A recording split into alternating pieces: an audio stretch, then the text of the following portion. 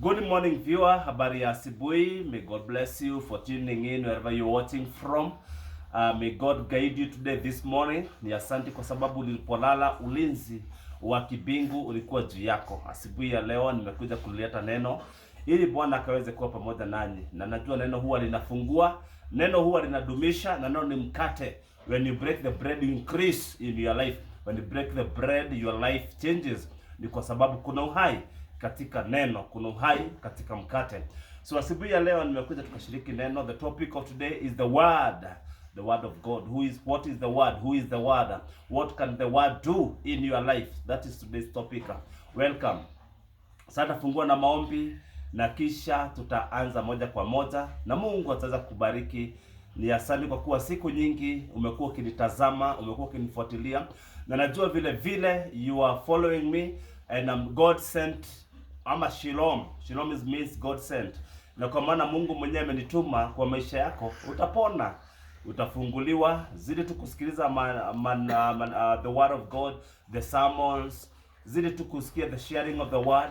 And I know from today and from the part time ambayo imepass, God will continue to be with you, to do you good, to deliver you by the word, according to even the book of Isaiah 61 and from verse 1.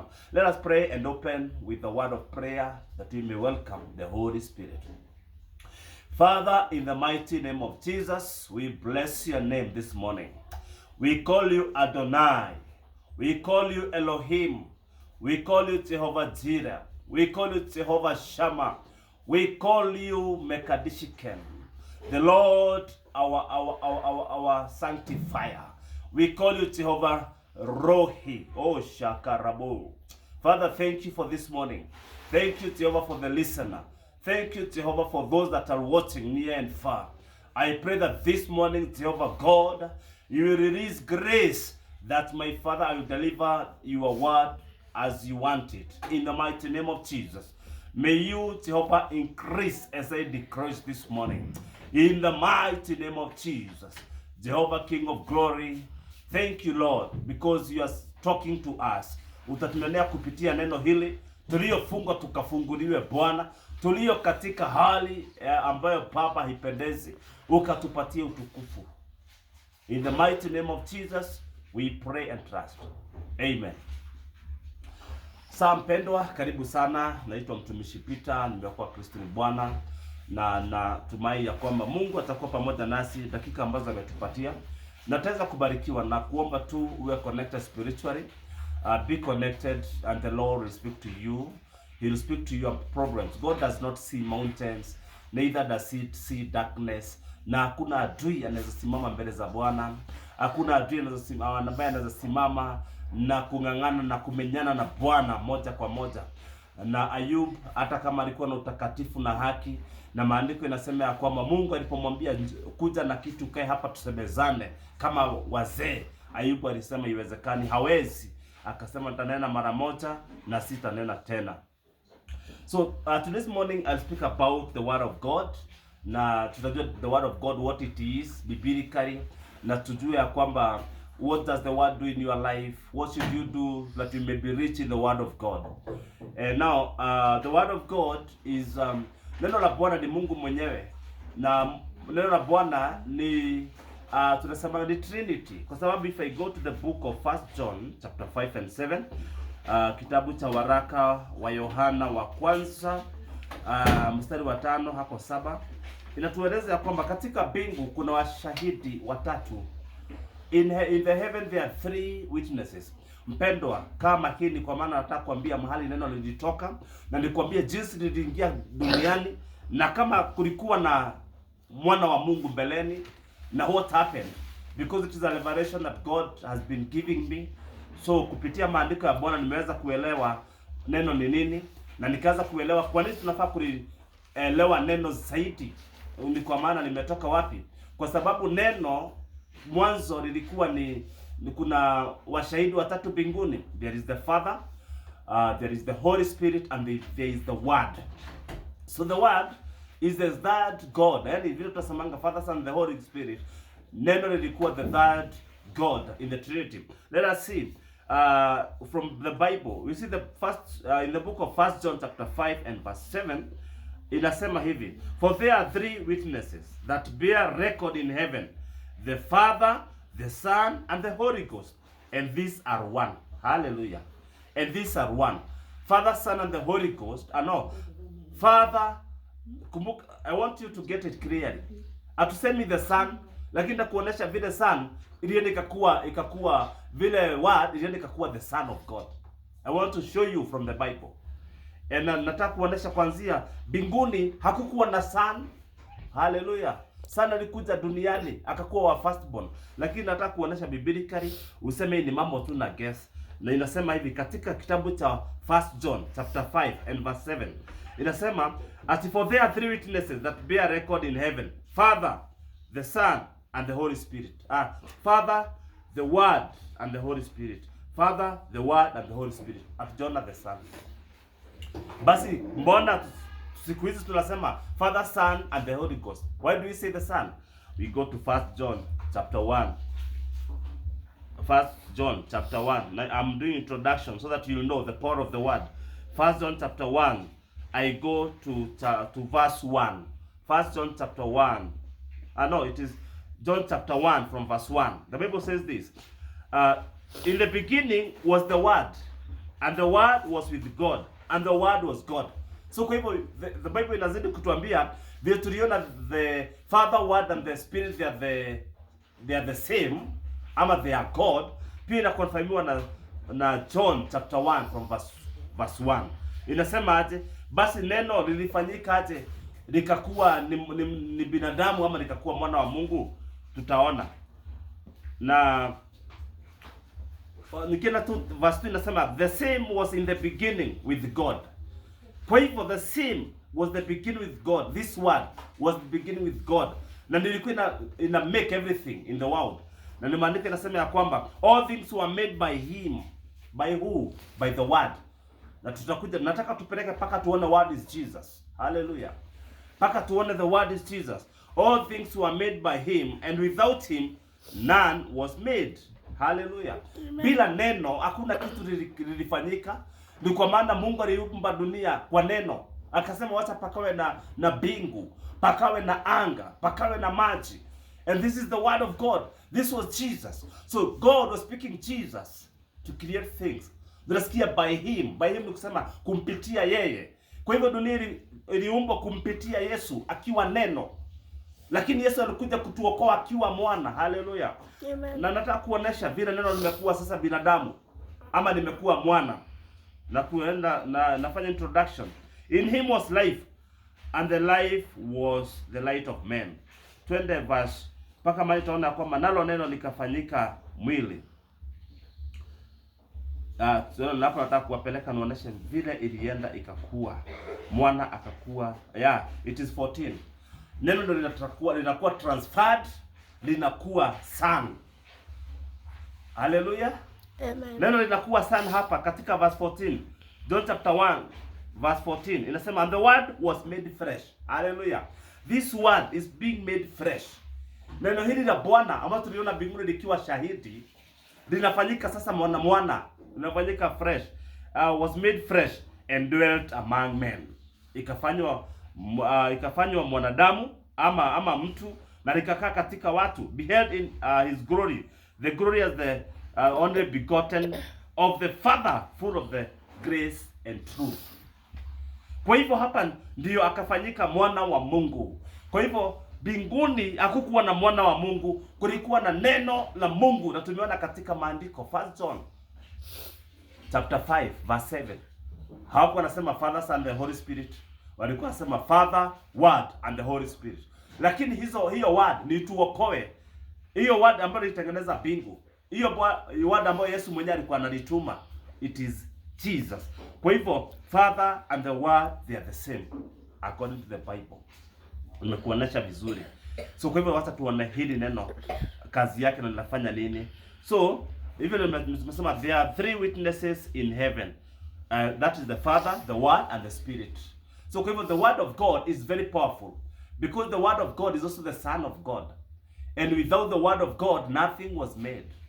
Things that are visible and things that are invisible. Mambo ambayo yanaonekana na mambo yasiyoonekana, yote yaliumbwa kumpitia Yesu. Na tukienda katika kitabu cha Genesis chapter 1, uone roho wa Mungu anafanya kazi pamoja na Mungu na Roho Mtakatifu ambaye alikuwa anaitwa Word wakati ule, ama na Son ambaye alikuwa anaitwa Word. Na maandiko inasema hivi katika Genesis chapter 1, inasema in the beginning God created heaven and earth. Katika neno Mungu tunaona, lakini hapo inasema ni Mungu anapitia neno. Inasema tu mwanzo wa Mungu aliumba mbingu na dunia. Verse 2, and the earth was without form and void, and the darkness was upon the face of the earth. Hapo nataka uelewe, kulikuwa na giza katika maji, dunia ilikuwa ni giza, lakini roho wa Mungu alikuwa katika juu ya maji. Na alipokuwa katika juu ya maji, alikuwa anangojea kitu kimoja. Hapa kuna Baba, kuna neno na kuna roho, wanafanya kazi pamoja.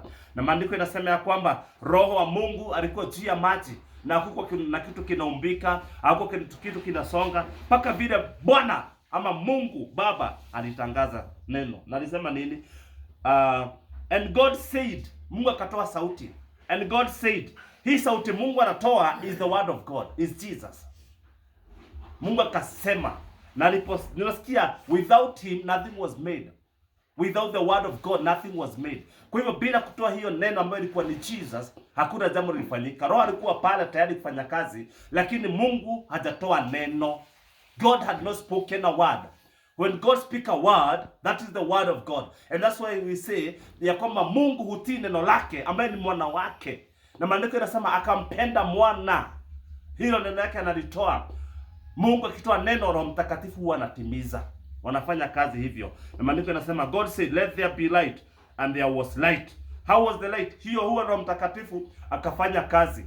Na nani aliskoroga Roho Mtakatifu? Ni the word of God, who is Jesus. Hapo unajua umeelewa kitu. So kwa hivyo bila neno la Mungu hakuna mambo yangefanyika katika dunia. So God depend on the word. Nasikia Father and the Son they are the same. Kompo nasikia tunasemanga Mungu Baba, Mungu Mwana ama the word of God na Roho Holy Spirit wanafanya kazi pamoja. Without them hawazifanya. Nikwambie kitu kingine. Na Roho wa Mungu huwa anaingia katika kilindini cha Mungu kwa moyo wake, anajua mahusia yake. Hii tunaiona katika kitabu cha Romans. When you go to Romans, even I think it is Romans. Maana tunasema ya kwamba ati hakuna mwingine anajua Roho wa Mungu, or it is 1 Corinthians chapter 2 pale chini. Inasema hakuna mtu anajua Mungu, hakuna mtu anajua roho wa mtu isipokuwa roho aliye ndani yake. Na hakuna mtu anajua moyo wa Mungu isipokuwa roho wake. So kwa hivyo roho huchunguza mapenzi ya Mungu, naye neno linapitimiza. So kwa hivyo mambo yako namna hiyo. That the word of God ndio iko powerful na Mungu analiheshimu sana. So nataka kwenda tuone what does the word of God do in our lives. Ama liko namna gani? Jambo moja, number 1. The word of God is active and alive. Inapatikana katika Hebrews 4 verse 12. Neno la Bwana liko hai na lina nguvu. Neno la Bwana linapotangazwa huwa linasongesha mambo. Na ndipo tunaona ya kwamba katika kitabu cha Jeremiah chapter 1 and verse 10 ya kwamba mtu mmoja anaitwa Jeremiah alipewa nguvu na mamlaka. Lakini hii nguvu na mamlaka hakupewa uswodi, hakupewa upanga, hakupewa chochote, alitiwa maneno katika kinywa chake. Na alipotiwa maneno katika kinywa chake akawa na nguvu. Na Mungu akamwambia kwamba natia maneno, na maneno is the power of God. Hiyo sasa tumesema pale. Akaambiwa natia maneno katika kinywa chako ili uende uking'oa, ukiharibu na ukiangusha. Jeremiah 1 and verse 10. Ukiangusha. The word of God is powerful and alive. Liko hai. Hata wa leo mpendwa, ukiamini kabisa, utangazie mambo yatafanyika. Na ndiposa katika neema ya Mungu, mtu ambaye anaitwa Ezekiel, katika Ezekiel chapter number 37, alichukuliwa na roho wa Mungu. Hallelujah. Look at this. Alichukuliwa na roho wa Mungu katika roho, na akapelekwa katika bonde la mifupa mikavu. Na aliambiwa nini? Mwana wa Mungu, mifupa hii yaweza kuishi tena? Na akasema ewe wajua. Aliambiwa namna gani? Itabirie. Kuitabiria nifanya nini? Ni kuproduce the word.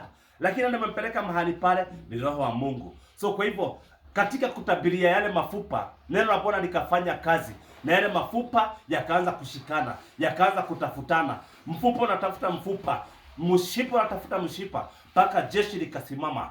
Oh, neno la Bwana, the word of God, when it is spoken, it brings difference, it creates, it destroys.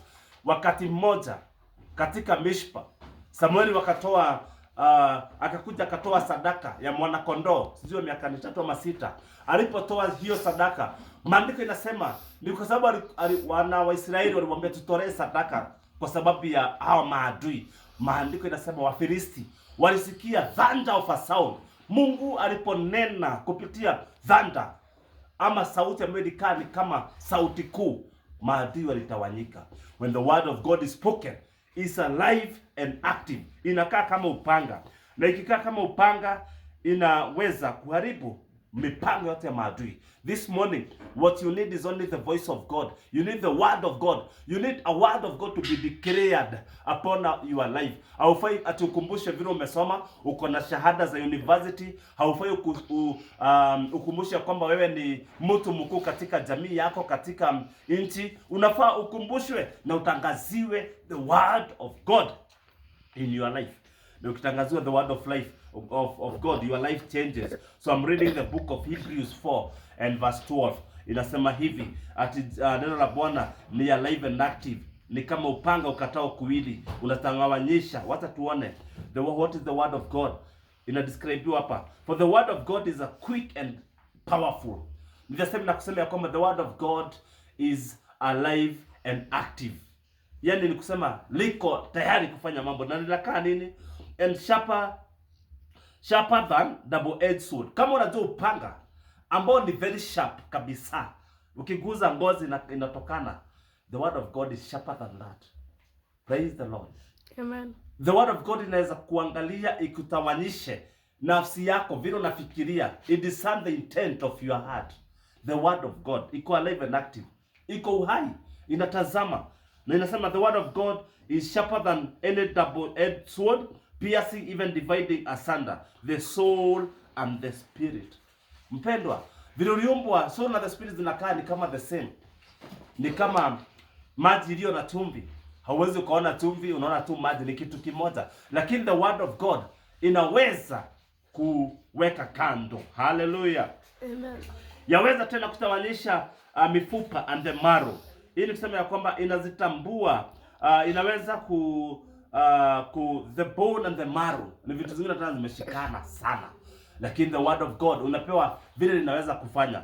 Na ya mwisho, inaweza kutambua ama kudiscern the thoughts and the intents of the heart. Inaweza ingia kwa moyo wako pale ndani na iweza kutambua mambo yaliyofichika sana. Kwa hivyo neno la Bwana linafichua, haleluya, linafichua mambo ya siri, mambo yaliyofichika. Na that's why there is no darkness in God. That's why there is no mountain in God. Because Mungu mwenyewe anapoanza kukupeleleza moyo wako, anatoa uchafu wote, anaweza kutawanyisha, kuweka kando mambo mazuri mahali pamoja, mambo maovu wakati mwingine. Na riposa maandiko inasema ya kwamba ati God is able aweke watu wicked pamoja na watu righteous pamoja.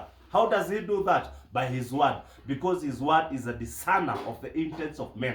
Unaweza tudanganya, ukuje ukiwa smart, ukuje ukiwa una smile, ukuje unatoa masadaka makubwa, lakini when the word of God looks through you, ina kudiscern kama mtu ambaye ako na giza katika moyo. Na the word of God is also the light. Inaweza kuangaza mwili wako hata kama umejificha. Unajua kuna watu wanajificha kwa moyo kule. Inaweza kumulikisha na ijue ni nini kilicho katika moyo wako. The word of God can discern you. The word of God is the light. So kitu kingine tumesema hiyo apili, tumesema ya kwamba the word of God is the light.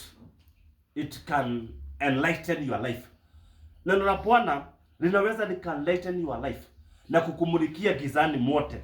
Kule unaenda likakumulikie. Lakini bila the word of God, that's why utakuwa misled. Upotezwe na watu, ujipoteze. Do you know one thing? Unaweza jipoteza when you lack the word of God and you walk in the wisdom of men. Hallelujah. Amen. Utapotea mpendwa. Never trust yourself. Trust the God of heaven, God of Israel, ambaye alikuita. Huyu ndiye Mungu utakaye trust katika maisha yako. Yes, kwa sababu hata mwenyewe haujui unaenda wapi. Wewe mwenyewe you don't know what is right, what is wrong. Lakini the wisdom and the salvation and the liberation that is given by the Holy Ghost, hii itakusaidia. Let's go to the book of Isaiah 11. Tuone yale mambo, the word of God. Huyu ni Yesu. Tuone ako na neema gani akiwa neno. Ukikuwa na neno katika maisha yako, what will happen to you? Wacha uone mpendwa. Kwa nini hatuna hata hekima ya kuenenda katika njia za Bwana? Ni kwa sababu we don't have Jesus in full measure in our hearts. Tukiwa na Jesus in our heart, haya mambo yatakuwa dhahiri. Na mambo moja ni mambo kama ya knowledge, understanding, liberation. Na ndazisoma kwa Biblia. Na hii kitabu imeandikwa na Isaiah. Isaiah alitabiri sana mambo ya Yesu Kristo katika siku zake duniani. Ni yetu yule nabii alipotoa ruhusa wa kuletea watu ujumbe wa restoration, ujumbe wa kutembelea, ujumbe wa Yesu Kristo. Na ndiye aliandika haya kuhusu the word of God. The word of God who is Jesus. Aliandika hivi katika Isaiah 11 verse 2. Inasema hivi. Lakini wacha tuanzie verse 1. Inasema, and there shall come forth rod out of the stem of Jesse, and a branch all grown out of his roots. Ikasema katika shina ya Yeshe, ambapo Yeshe ni baba ya Daudi. Na Daudi ameenda kapeleka uzao paka wa Yesu Kristo.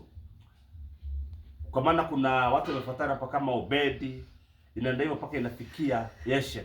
Akasema katika huyo Yeshe, verse 2 inasema hivi, and the spirit of the Lord shall rest upon him. Roho atakuwa juu ya Yesu, ama huyu the word of God.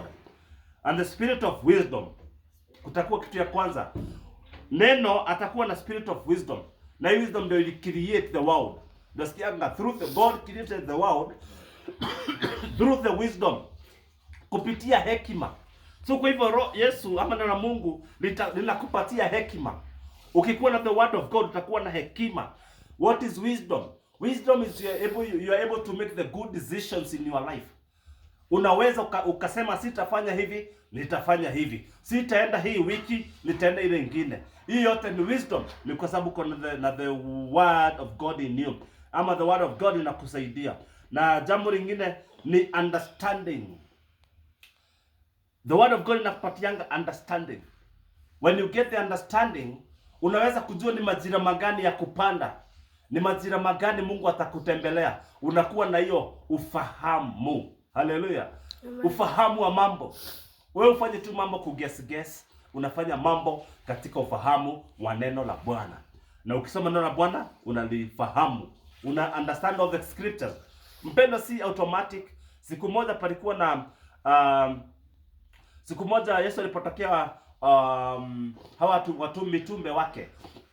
After Yesu alifufuka, maandiko inasema ya kwamba what had happened ni ati alikuwa anawaelezea haya mambo. Hawakuelewa, na maandiko inasema ya kwamba and Jesus prayed that their understanding may be opened.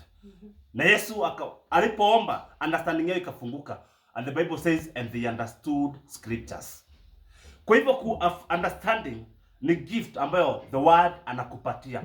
Na nikwambie mpendwa, ukikuwa msomaji wa maandiko utakuwa na understanding. Na utakuwa ukiona mambo vile Mungu huona. Kwa sababu maandiko haya tunasoma yametiwa roho wa Mungu. Ni Mungu mwenyewe. This is the mind of God. So the word of God is the mind of God. Kwa hivyo ukianza kusoma maandiko, utajua Mungu anataka ufanye nini. Na hili neno litakuwa katika moyo wako na utakuwa na utajiri. Paulo akaambia watu ambao walikuwa wanaandikia barua, na nyinyi muongezeke katika utajiri wa neno. Ni kwa maana mpendwa, neno linafungua, neno linafanya kazi. Ni kwa maana Mungu ni mwaminifu. So kwa hivyo point number 3 inasema the word of God healeth. Neno la Bwana huwa linaponya. Na yule akida katika Mathayo 8 mstari wa 8 kuna the centurion ama akida. Akida kuna siku moja alimwendea Yesu akamwambia, nimekuja mwalimu ukaniponye ambaye ni mgonjwa mtumishi wangu. Na akamwambia sihitaji ukakuja. Yesu akamwambia nitaja nikamponye. Yesu akasema, huyo akida akasema sistahili ukuja katika dari langu, lakini sema neno tu na atapona.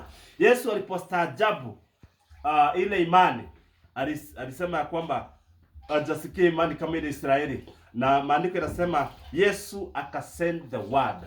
Jesus sent the word. Na aliposend the word, maandiko yanasema ya kwamba katika dakika hiyo hiyo yule mtumishi akapona.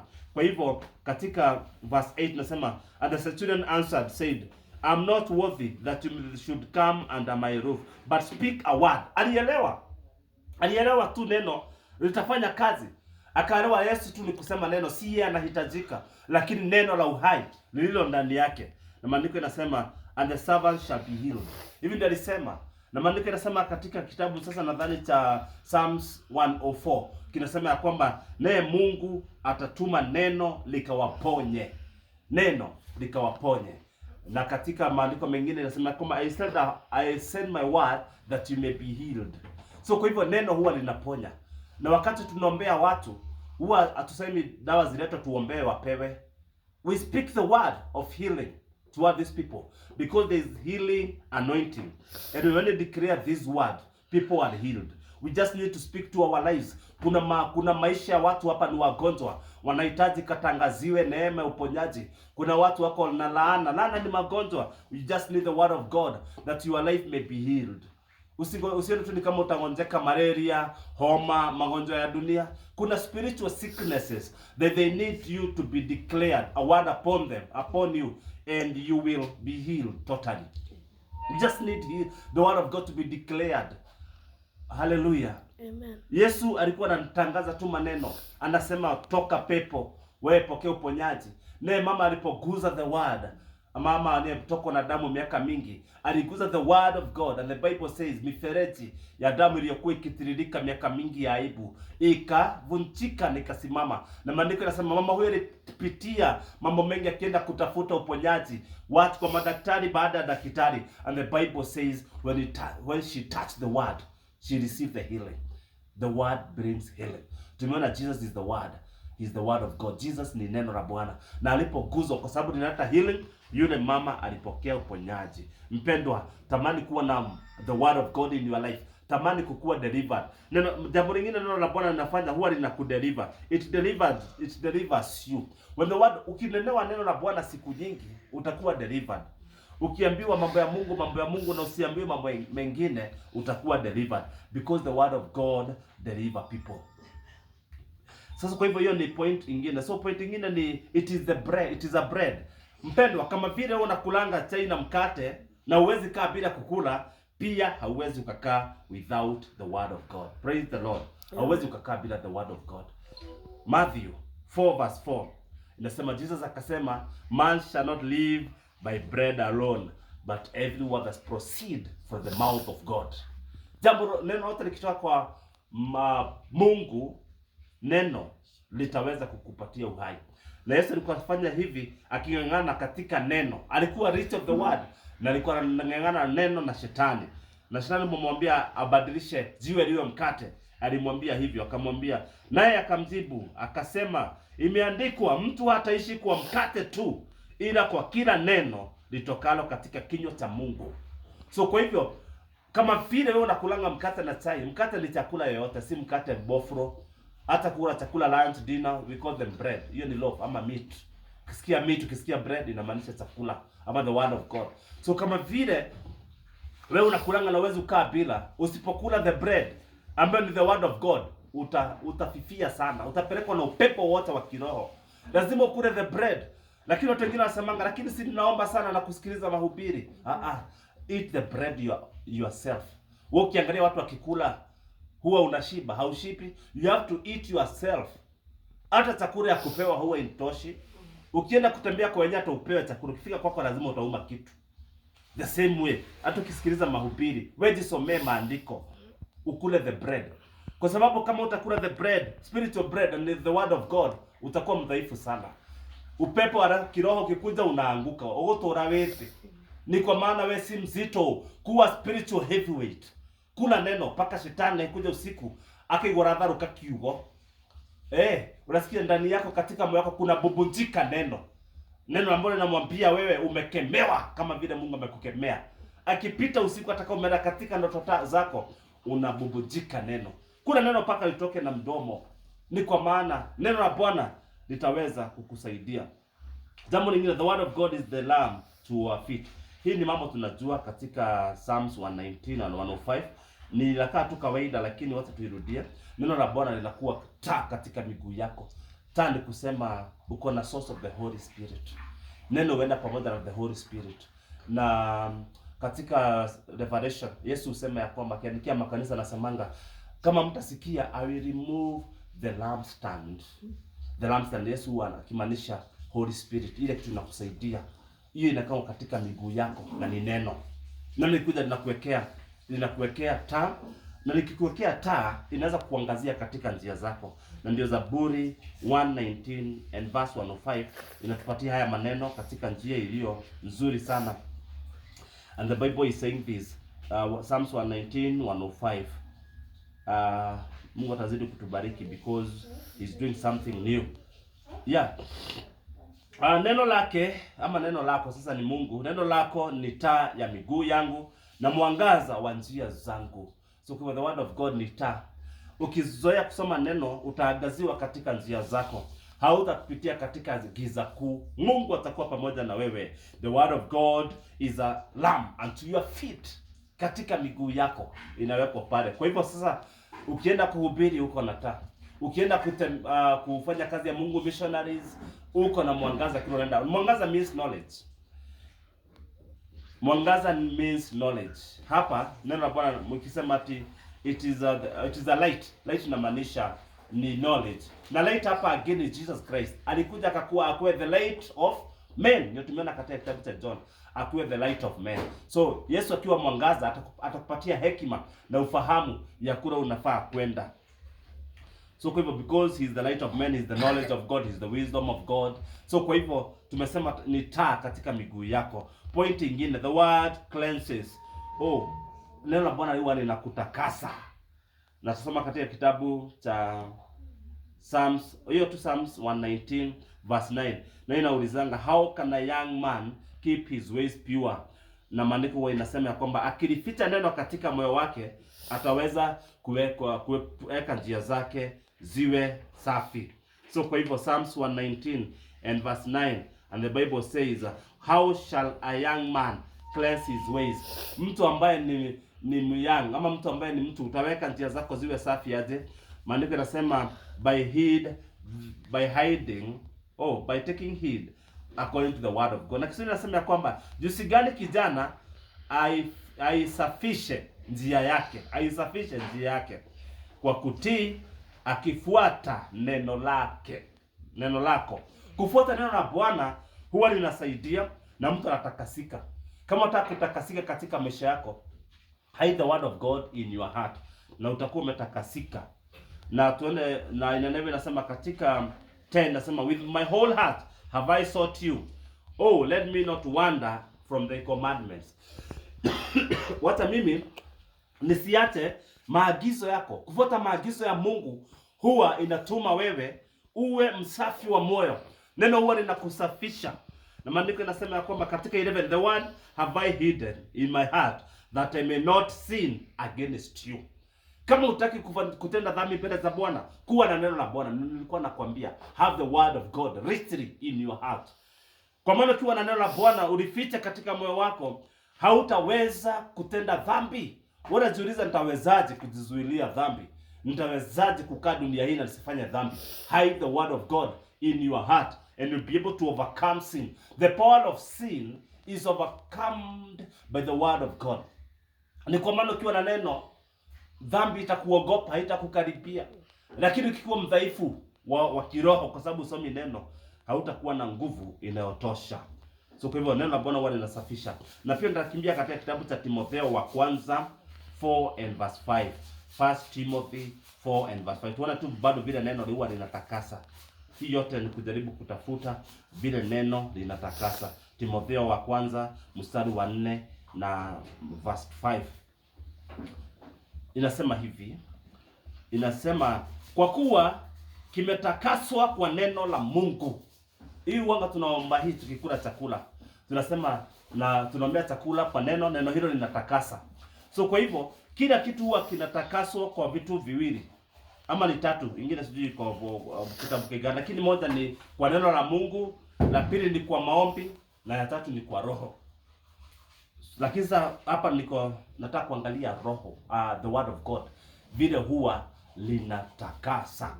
The word of God cleanses, tumeona hivyo, by the word, for it is sanctified by the word of God and prayer. Kwa hivyo neno la Bwana huwa linatakasa. Si unataka kuwa msafi wa moyo, wenda uko na growth mbele yado, soma neno la Bwana, utatakasika katika moyo, utatakasika katika njia zako, utatakasika katika huduma. Yes, naona point mingi, nitaongeza speed, sitaingia sana. Pia the word of God breaks yokes. Utaipata katika Jeremiah 23 verse 29. Neno la Bwana huvunja jabari ama miamba. Miamba ni kusema, ni nini iko mbele yako ni kubwa, inakaa kama jiwe, haisongi. Litangazie neno la Bwana. Tangaza vile neno linasema. Wakati mwingine jifunze kufuata neno kabisa na uliamini, na litakufanyia kazi, litaweza kuvunja. Haleluya. Litaweza kuvunja jiwe na jabari zile zimejificha ama ziko mbele yako. Jambo lingine ni the word of God make increase. Huwa inaongeza increasement, increasement kumena inaongezesha mambo. Mungu akitangaza mambo katika maisha yako, utaongezeka. When God declares, hivyo ndio dunia iliongezwa. Hizi vitu hazikuwa, we see dunia hivi ilikuwa, vitu vilikuwa zinaongezwa na neno. In Genesis tulikuwa tunasema Yesu Mungu through the word akacreate anga, ambayo inaitwa firmament. Akacreate the seas, akacreate the oceans, akaleta mimea, akaleta mwanadamu. Hallelujah. Hii yote ina increase through the word. The word of God brings increasement. Huwa ina increase. The word of God huwa ina increase. Mpendwa, jua hivyo. Unataka kuongezeka katika maarifa, katika ufahamu, katika hekima. Declare the word of God in your life. Unataka kuongezeka katika the richness of your words. Uwe na maneno yenye kibali, maneno yenye heshima. Declare the word of God. Kwa maana the word of God inaweza kuongeza. Nini unahitaji? Utangazie katika nyumba yako uongeze. Do you know when you declare you increase? Hallelujah. When you declare you increase.